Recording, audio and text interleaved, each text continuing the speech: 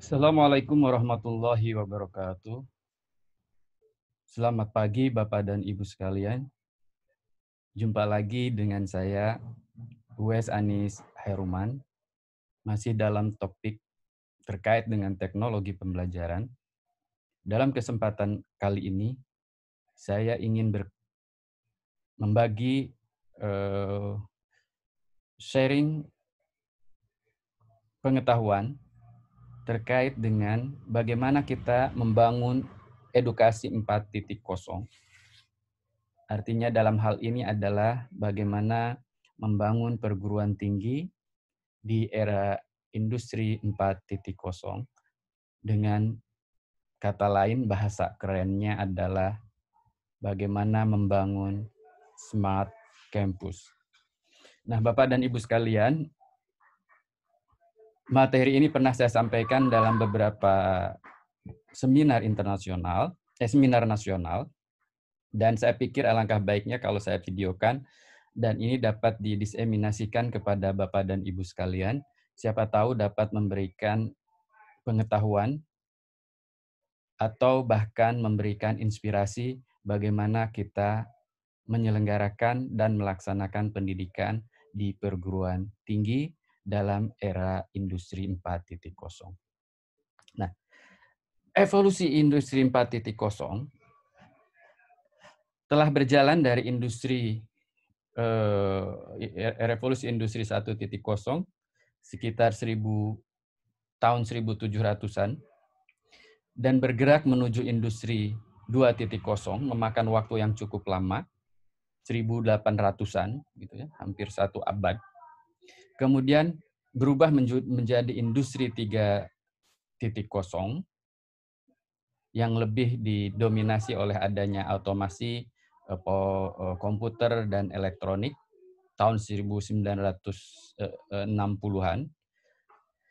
Dan kali ini kita sudah memasuki era industri 4.0 dan tidak memakan waktu yang begitu lama antara industri 3.0 ke industri 4.0. Nah, industri 4.0 dicirikan dengan everything is cyber physical system. Nah, contoh sederhana daripada cyber physical system yang paling gampang ini adalah saya analogikan seperti ini Bapak dan Ibu sekalian. Semakin banyak rumah kita didatangi oleh orang atau pagar rumah kita diketok-ketok oleh orang dan orang itu menyampaikan delivery, paket Pak, paket Bu. Nah, ini pasti berbanding lurus dengan peningkatan jumlah kredit card kita.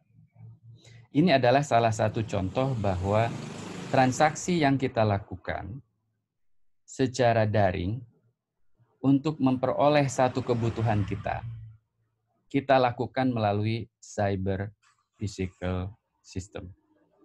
Mungkin saat itu kita melakukan transaksi pembelian alat elektronik misalnya melalui Tokopedia atau melalui blibli.com atau dan lain sebagainya.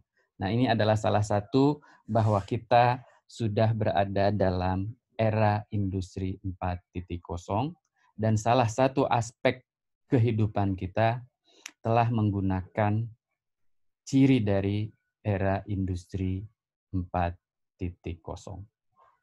Nah, dari kejadian itu ada beberapa hal konsekuensi yang terkait dengan industri 4.0. Pertama, kita diuntungkan bahwa kita tidak perlu mendatangi toko elektronik tersebut secara fisik, tapi cukup melalui cyber, tinggal klik Tokopedia dan kita pilih. Itu adalah salah satu kemudahan.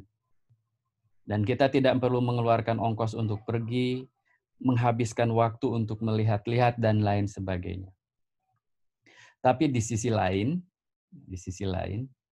cara orang berjualan ini harus bergeser. Nah, sehingga bagi mereka yang berjualan dengan cara tradisional dan lama, maka akan tergerus oleh perubahan zaman ini. Nah, ini adalah salah satu contoh bahwa dalam era industri 4.0 telah terjadi paradigma terkait dengan bagaimana kita hidup, bagaimana kita bertransaksi, bagaimana kita bermain, dan termasuk bagaimana kita melaksanakan pendidikan atau belajar dan membelajarkan. Nah, Bapak dan Ibu sekalian, ini yang disebut dengan disruptive technologies. Yang tadi saya sampaikan contohnya. Dan pada akhirnya adalah teknologi akan menciptakan sejumlah profesi baru yang selama ini tidak kita kenal. Misalnya, kita mengenal transaksi jual beli yang terjadi secara fisik di TKP atau di tempat penjualan tersebut. Tapi sekarang ini ternyata terjadi satu profesi bahwa proses pembelajaran tidak harus terjadi di tempat fisik. Maka ada profesi baru yaitu online marketing. Jadi pemasaran itu dilakukan secara online. Dan siapa aja bisa melakukan hal tersebut. Bahkan warteg sekalipun sekarang sudah melakukan transaksi proses jual belinya dengan menggunakan bekerja sama dengan Grab misalnya dengan Oppo, atau bekerja sama dengan Gojek misalnya dengan menggunakan GoFood gitu ya. Nah, ini adalah salah satu contoh. Nah, ini adalah salah satu bentuk bahwa industri 4.0 telah membuat satu transformasi baik dari sisi masyarakat, dari primitif zaman bahula, agriculture, kemudian industri, inovasi, sampai saat ini menjadi smart society. Begitu pula dalam lifestyle, gitu ya. Sekarang sudah gaya hidup kita, sudah terkoneksi dengan siapa saja, di mana saja, tanpa terbatas ruang dan waktu, dan secara virtual. Jadi lebih distributed sekarang ini, terserah di mana-mana. Nah, dari sisi generasi sudah jelas bahwa saya, generasi X, termasuk mungkin Bapak dan Ibu sekalian, ada juga sebagian yang masih sudah masuk generasi Y, tapi anak-anak sekarang ini sudah masuk dalam generasi Alpha misalnya. Nah, mereka cenderung menyukai sesuatu yang kreatif, cepat, kolaboratif, gitu ya, terkoneksi tanpa batas ruang dan waktu. Nah, terakhir, tentu saja ini berpengaruh terhadap bagaimana kita menyelenggarakan dan melaksanakan pendidikan di perguruan tinggi. Contoh nyata dari pengaruh disruptive technologies di era industri 4.0 ini adalah blessing in disguise ketika kita menghadapi wabah coronavirus disease 19, dipaksa semuanya untuk bekerja di rumah, dosen diminta untuk membelajarkan mahasiswanya dari rumah, dan mahasiswa belajar di rumah, dan kita sudah masuk dalam pembelajaran cybergogi, gitu ya. Ini pembelajaran melalui dunia cyber dengan berbagai platform online learning yang dipakai oleh masing-masing perguruan tinggi atau masing-masing dosen, gitu ya. Sehingga alhamdulillah dengan adanya blessing in disguise the coronavirus disease 19 ini merubah perguruan tinggi di Indonesia, dan juga tidak hanya perguruan tinggi tapi juga sekolah-sekolah untuk mulai melaksanakan proses pendidikan dalam konteks cyber physical system. Nah, Bapak dan Ibu sekalian, ada tantangan baru juga yang memang harus kita hadapi, di mana kita harus menghasilkan generasi-generasi bangsa yang memiliki kemampuan yang cocok nanti untuk hidup di era industri 4.0. Nah, gitu ya. Nah, saya mengutip, ini adalah satu tulisan yang berjudul skill future in 2020 sebenarnya, di antaranya ada 10 skills yang dibutuhkan di era industri 4.0. Nah, ini 10 ini di antaranya adalah complex problem solving. Jadi bagaimana mereka mampu memecahkan masalah yang kompleks, berpikir kritis, kreatif, dan memiliki kemampuan soft skill dalam mengelola orang atau berkolaborasi dan bekerja sama dengan orang lain. Termasuk di sini adalah coordinating with others, intelijensi emosi, kemudian fleksibilitas kognitif, kemampuan untuk bernegosiasi, kemampuan untuk memberikan orientasi layanan yang prima, kemudian judgment and decisions making. Maknanya apa, Bapak dan Ibu sekalian? Dengan adanya perubahan daripada soft skills yang memang harus dimiliki oleh calon-calon lulusan mahasiswa kita, maka setidaknya ada 2 hal yang dapat kita lakukan. Dan ini adalah sinyal agar kita mulai aware, mulai sadar bahwa kita harus memikirkan ulang profil lulusan kita yang harus memiliki kompetensi soft skills seperti ini, yang 10 ini, atau mungkin lebih. Di samping tentu saja hard skills, artinya substansi yang harus mereka kuasai. Tapi soft skills ini memang harus menjadi sesuatu yang dimiliki oleh calon lulusan perguruan tinggi kita. Nah, implikasi yang kedua adalah kita harus memikirkan ulang strategi pembelajaran yang harus kita laksanakan di kampus. Nah, dengan cybergogi, strategi pembelajaran seperti apa nih yang akan menantang untuk kita, yang dapat mendorong, mengembangkan soft skills seperti complex problem solving, critical thinking, dan lain sebagainya. Dan saya yakin ada banyak sekali model-model pembelajaran yang kita bisa terapkan di sini untuk membangun ini. Mulai dari behavior, kognitivis, konstruktivis, social konstruktivis, sampai dengan connectivistic learning. Ini kita bisa terapkan, yang ujung-ujungnya adalah dapat mendorong perkembangan soft skill seperti yang disampaikan. Nah, kemudian yang kedua, Bapak dan Ibu sekalian, ini juga masih hal yang sama, ini skill for future. Ini ternyata ada top 10 in-demand jobs. Jadi pekerjaan-pekerjaan yang menjadi ciri pekerjaan in-demand yang sangat dibutuhkan di era industri 4.0 adalah analis data, medical technicians, terapis atau ahli medis, spesialis dalam sales dan marketing. Tentu saja sales dan marketingnya sekarang sudah berbasis cyber physical system, customer service dan representatif melalui cyber physical system juga, analis manajemen dalam konteks cyber physical system, software and computer expert sudah pasti, dokter hewan, product designer and creative. Nah, ini yang dibutuhkan orang-orang yang sangat-sangat kreatif. Kemudian guru, widya suara, dosen, ini masih diperlukan, akuntan dan auditors. Tapi semua ini dalam konteks cyber physical system environment. Nah, implikasinya apa untuk perguruan tinggi? Ini juga saatnya kita memikirkan ulang. Pertama adalah program studi, sehingga ada mungkin beberapa program studi yang mungkin tidak bisa kita pertahankan lagi. Atau kita create program studi baru yang sesuai dengan tuntutan zaman dan pekerjaan di era cyber physical system saat ini. Nah,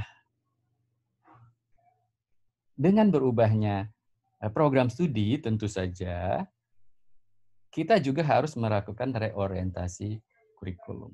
Ini pasti akan berimplikasi ke sana. Karena ini dua hal yang saling berkaitan satu sama lain untuk kampus kita. Nah, ujung-ujungnya nanti berikutnya akan berpengaruh terhadap kajian yang akan kita pelajari, akan berpengaruh terhadap mata kuliah, dan akan berpengaruh terhadap instructional design atau desain pembelajaran yang kita lakukan dalam konteks cyber physical system. Nah, jadi everything memang harus berubah, gitu ya, harus berubah. Nah, ini harus sudah mulai terpikirkan oleh kita semua pada saat ini.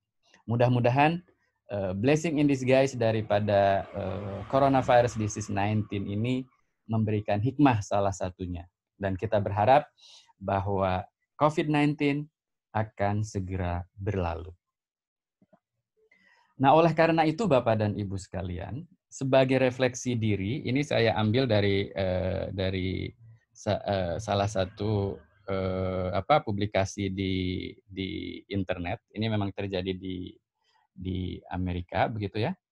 Nah, sebagai refleksi diri, di manakah posisi kita saat ini? Nah, coba kita lihat bagian kolom bagian kiri yang warna merah muda dan kolom yang bagian tengah berwarna biru, gitu ya.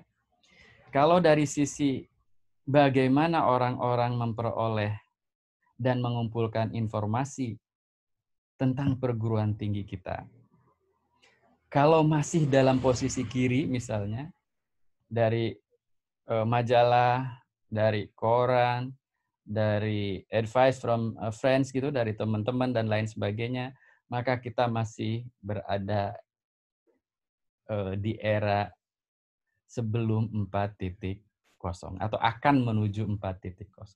Tapi kalau kita sudah misalnya salah satu contoh sederhana menyediakan website, discussion forum, menggunakan sosial media untuk mempromosikan perguruan tinggi dan lain sebagainya, masa kita mulai memasuki perguruan tinggi di era 4.0.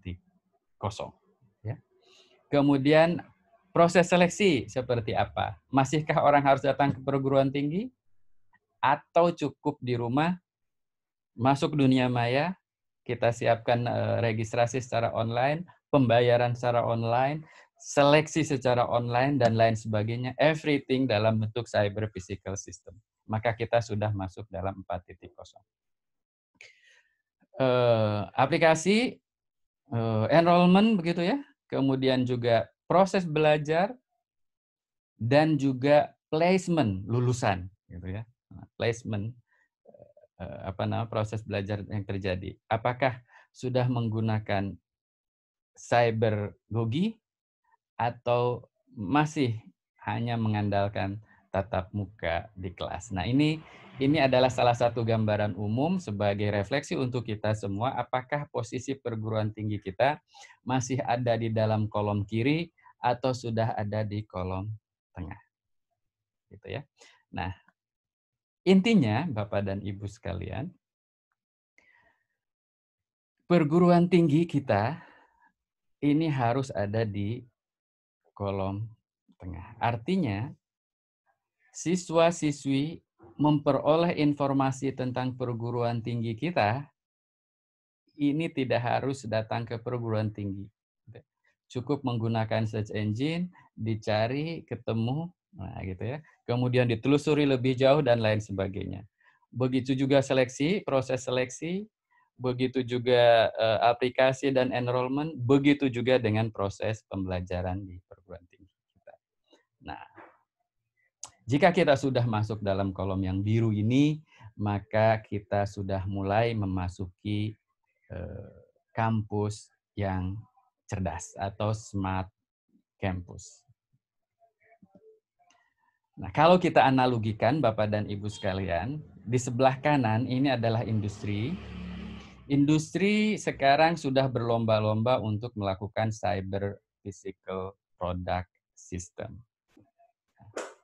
Salah satu contoh Bapak dan Ibu sekalian, saya dan istri saya suka dengan Janji Jiwa.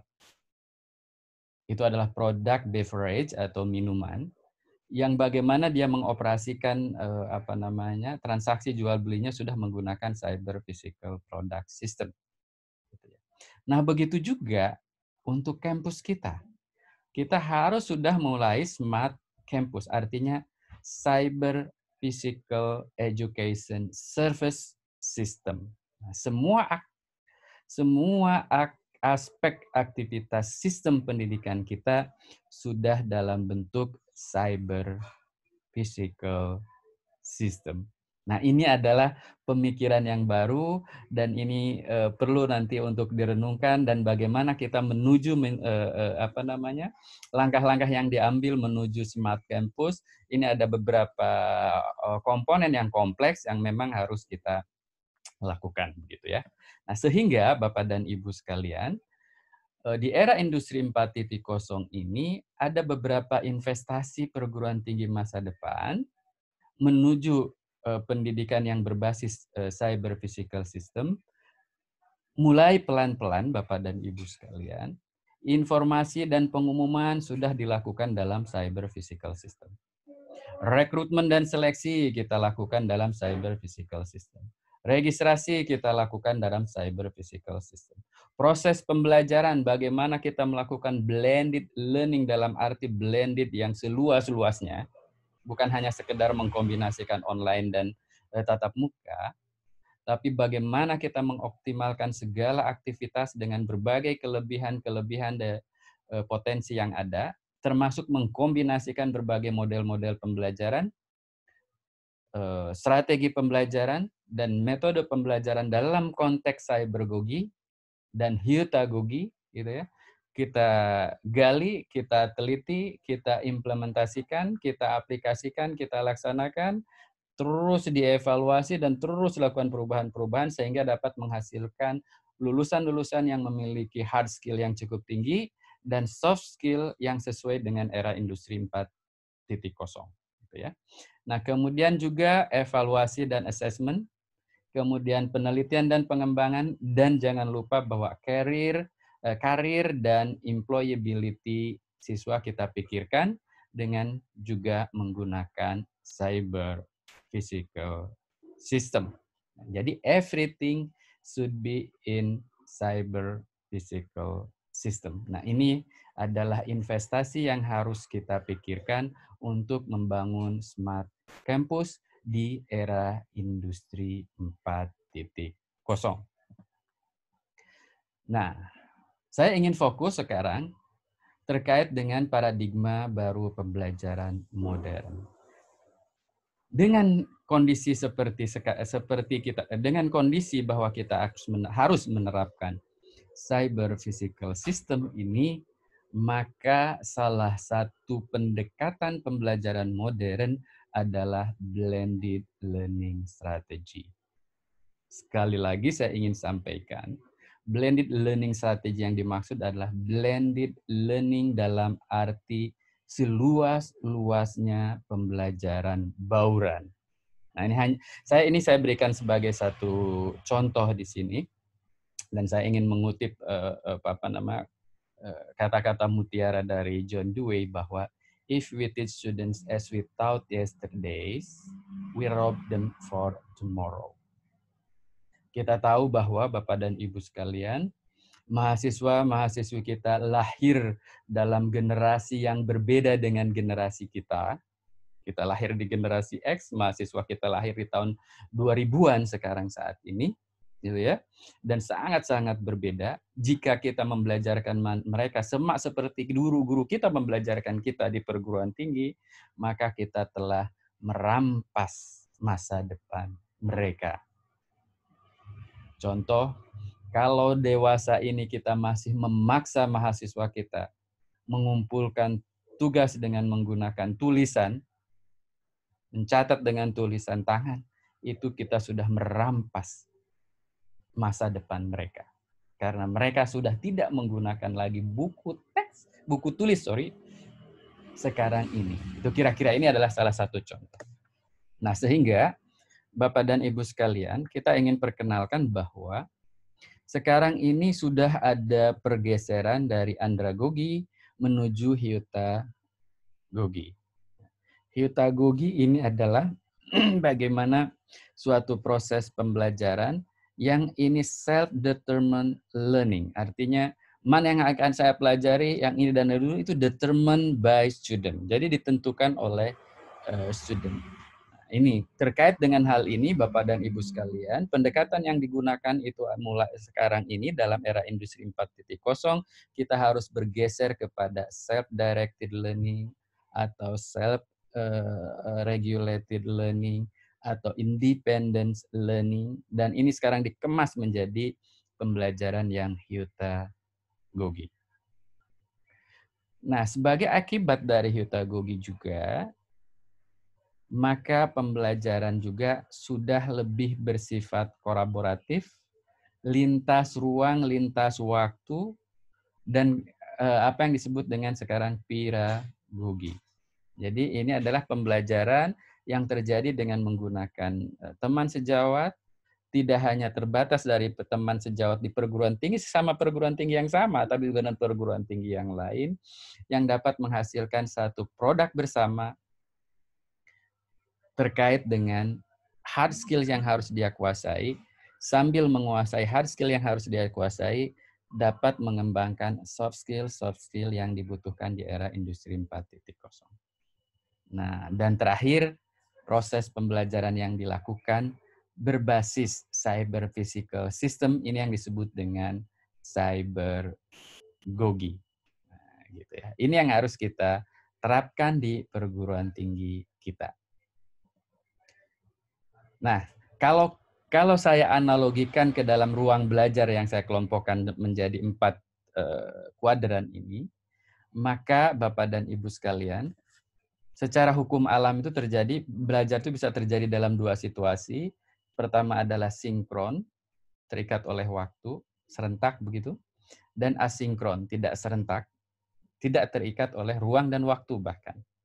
Nah, yang terikat oleh waktu dibagi 2. Yang terikat ruang dan waktu, ini sinkron langsung, bahasa kita adalah tatap muka. Terikat waktu tapi tidak terikat ruang, ini adalah tatap maya, gitu ya, virtual synchronous learning. Nah, sekarang sudah bisa difasilitasi dengan web conference, teleconference, dan lain sebagainya. Dan belajar kapan saja, di mana saja, secara sendiri, asinkron mandiri, atau secara kolaboratif bersama orang lain. Nah, dalam era industri 4.0, proses pembelajaran yang kita lakukan tidak hanya berkutat pada sinkron yang terikat ruang dan waktu. Jadi tidak hanya berkutat pada pembelajaran yang dilakukan melalui tatap muka. Tapi harus kita coba pembelajaran yang mengkombinasikan antara pembelajaran asinkron dengan pembelajaran sinkron maya, di samping mungkin ada beberapa kompetensi tertentu yang dilakukan melalui tatap muka atau sinkron langsung. Nah, oleh karena itu, saatnya kita hijrah ke pembelajaran blended atau pembelajaran bauran, yaitu pembelajaran yang mengkombinasikan sedemikian rupa strategi-strategi terbaik yang bisa kita lakukan dengan pembelajaran sinkron, dan strategi-strategi terbaik yang kita kombinasikan dengan pembelajaran asinkron. Tujuannya adalah untuk menciptakan pengalaman belajar sesuai dengan capaian pembelajaran yang telah kita tentukan. Nah, ini yang dimaksud dengan blended learning dalam arti blended learning seluas-luasnya. Nah, contoh konkret yang ingin saya sampaikan terkait dengan pembelajaran yang memiliki ciri cybergogi, pedagogi, dan hypnagogi. Yang pertama adalah kita melakukan flipped learning. Ini hanya salah satu contoh, Bapak Ibu. Flipped learning. Artinya pembelajaran yang mendorong mahasiswa belajar terlebih dahulu secara daring, asinkronus berarti, sebelum mendalami dan mempraktekkan bersama dosen di dalam kelas. Jadi sinkronus. Ini kita kombinasikan. Ya. Misalnya untuk beberapa mata kuliah yang sudah siap, mungkin lebih banyak kita gunakan melalui cyber physical system, di mana kita akan kombinasikan antara tatap maya dengan asynchronous learning. Nah, jadi asynchronous learning dulu, ruang belajar 3 dan 4, setelah itu dilanjutkan dengan tatap maya. Ini yang disebut dengan flipped learning.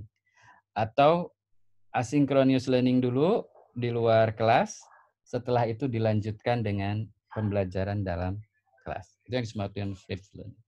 Bisa juga full online learning. Nah, jadi pembelajarannya dilakukan secara asinkronus, full asinkronus learning, gitu ya, untuk beberapa mata kuliah yang memang memiliki karakteristik bisa dilaksanakan secara full online. Karena tidak mungkin bisa dilaksanakan, ada beberapa mata kuliah yang mungkin harus di-combine dengan menggunakan flexible learning. Nah, kemudian untuk yang synchronous learning dalam arti virtual synchronous learning, ini kita bisa terapkan Bapak dan Ibu sekalian, agar mahasiswa kita terhubung dengan sumber belajar yang bukan kita saja, bukan dosen saja.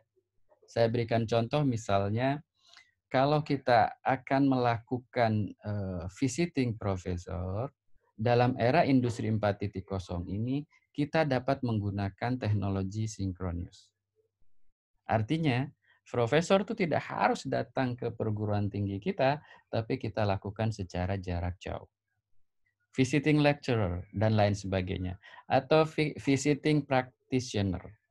Sehingga saya dapat bayangkan misalnya, kita mengajar dalam satu semester, ada beberapa sesi dari suatu pembelajaran maya yang kita lakukan, kita undang ahli misalnya, atau praktisi terkait dengan konteks topik yang kita pelajari, tanpa mereka harus datang ke kampus kita.